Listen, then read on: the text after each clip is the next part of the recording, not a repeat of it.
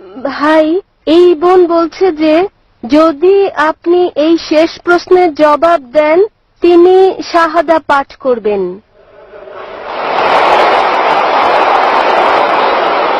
প্রশ্ন করুন।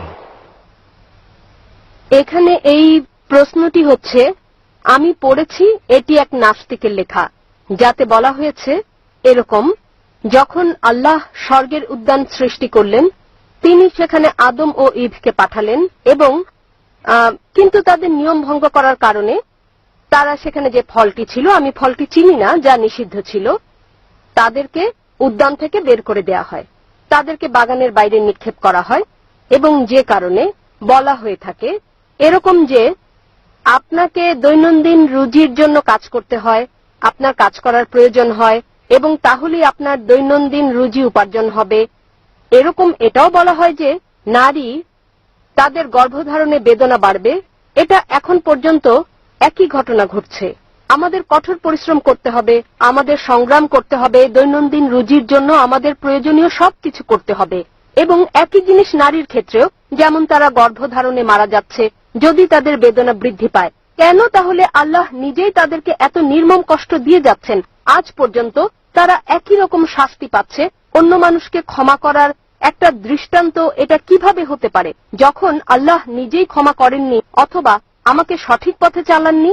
বোন অত্যন্ত সুন্দর একটা প্রশ্ন করেছেন। তিনি ঠিকই বলেছেন যে বোন আপনি যা উল্লেখ করেছেন এটা আছে বাইবেলে, আপনি যা বলেছেন তা উল্লেখ আছে বাইবেলে।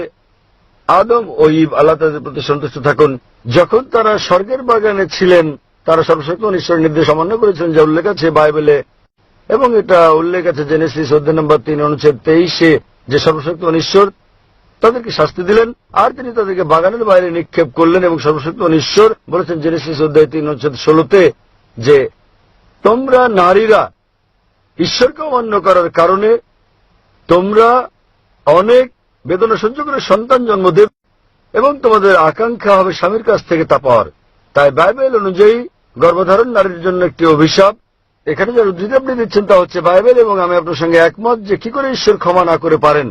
খ্রিস্ট ধর্মে সম্পূর্ণ দোষ বাইবেলে দেওয়া হচ্ছে নারীর উপর। ইভ ইভ ইভ আল্লাহ তার উপর সন্তুষ্ট থাকুন। আপনি পড়ে দেখবেন কোরআন এমন একটি জায়গাও নেই কোরআনের যেখানে দোষ কেবল ইভের উপরে দেওয়া হয়েছে। আদম ও ইভ উভয়কে সমানভাবে দোষী করা হয়েছে। আল্লাহ তাদের উপর সন্তুষ্ট থাকুন। যদি আপনি পড়েন কোরআন, এটা উল্লেখ আছে সূরা আরাফে অধ্যায় নম্বর 7 আয়াত নম্বর 19 থেকে 27 যে আদম ও ইভ আল্লাহ তাদের উপর সন্তুষ্ট থাকুন, তারা উভয়ই তারা ঈশ্বরকে অমান্য করেন, তারা উভয়ই অনুতপ্ত হন এবং উভয়কে ক্ষমা করা হয়েছে, তাদের সমানভাবে দোষারোপ করা হয়েছে। এমন একটি আয়াত নেই কোরআনে যেখানে কেবল ইভের উপর দোষ দেওয়া হয়েছে। আল্লাহ তার উপর সন্তুষ্ট থাকুন। কিন্তু কোরআনে সূরা তাহায় একটি আয়াত রয়েছে অধ্যায় নম্বর 20 আয়াত নম্বর 121 বলা হয়েছে যে আদম আলাইহিস সালাম তিনি ঈশ্বরকে অমান্য করেছেন। তাহলে একটি আয়াত রয়েছে যাতে কেবল আদম আলাইহিস সালামের কথা বলা হয়েছে। তবে মোটের উপর যদি ভালো করে দেখেন কোরআন উভয়কে দোষারোপ করে, আদম এবং ইভ তারা উভয়ই আল্লাহ তাদের উপর সন্তুষ্ট থাকুন। বাইবেলে দোষ দেওয়া হয়েছে কেবলমাত্র নারীকে, আর সে কারণেই সর্বশক্তিমান ঈশ্বর বলেছেন তোমরা বহন করবে সন্তান বেদনা সহ্য করে এবং তোমাদের আকাঙ্ক্ষা থাকবে সেটা স্বামীর কাছ থেকে। তো বাইবেল অনুযায়ী গর্ভধারণ একটা অভিশাপ, কিন্তু যদি আপনি কোরআন পড়েন গর্ভধারণ অভিশাপ নয়, গর্ভধারণ নারীর মর্যাদা বৃদ্ধি করে। আল্লাহ কোরআনে বলেছেন সূরা নিসা অধ্যায় নম্বর 4 আয়াত নম্বর 1 সে নারীকে সম্মান করো যে তোমাকে গর্ভধারণ করেছে। এছাড়াও কোরআন বলছে সূরা লুকমান অধ্যায় নম্বর 31 আয়াত নম্বর 14 এবং সূরা আহকাফ অধ্যায় 46 আয়াত নম্বর 15 আমি মানুষকে পিতামাতার প্রতি সদয় হওয়ার নির্দেশ দিয়েছি, কষ্টের পর কষ্ট সহ্য করে মাতামাকে গর্ভধারণ করেছে এবং বেদনা সহ্য করে জন্ম দিয়েছেন। তাহলে এখানে আমরা বুঝি যে কোরআন বলছে যে আমাদের পিতামাতাকে সম্মান করতে হবে, বিশেষ করে মাকে।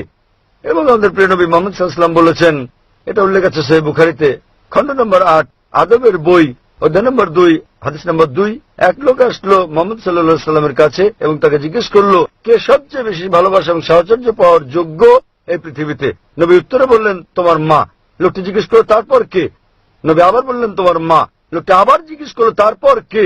নবী আবারও বললেন তোমার মা। তারপর লোকটি জিজ্ঞেস করলো তারপর কে? তখন চতুর্থবারের নবী বললেন যে তোমার বাবা।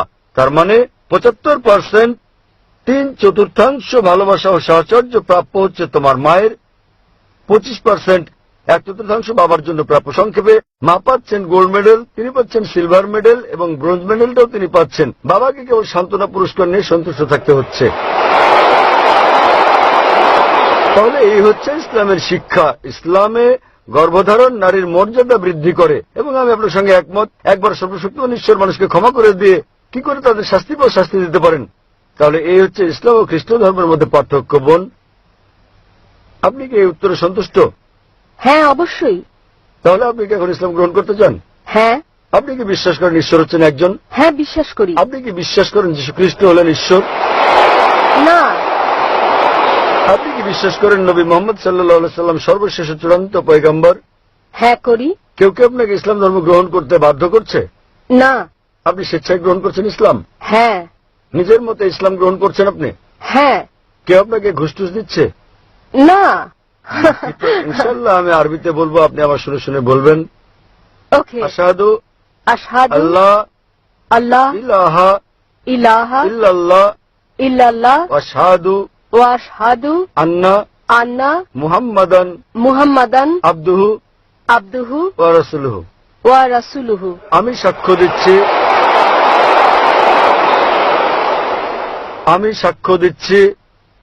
সাক্ষ্য দিচ্ছি যে কোনো উপাস্য নেই কোনো উপাস্য নেই আল্লাহ ছাড়া, আল্লাহ ছাড়া। এবং আমি আরো সাক্ষ্য দিচ্ছি আমি আরো সাক্ষ্য দিচ্ছি যে যে নবী মুহাম্মদ নবী মুহাম্মদ হলেন বার্তাবাহক এবং আল্লাহর বান্দা। এবং আল্লাহর বান্দা। মাশাআল্লাহ। আপনি এখন মুসলিম, এবং আমি আল্লাহর কাছে দোয়া করি আল্লাহ যেন আপনাকে পথ দেখান এবং আপনার পরিবারের সদস্যদের পথ দেখাতে সাহায্য করেন। এই দুনিয়া আপনাকে উত্তম জীবন দান করেন এবং একই রকম পরকালও, এবং ইনশাআল্লাহ আপনাকে জান্নাত দান করুন।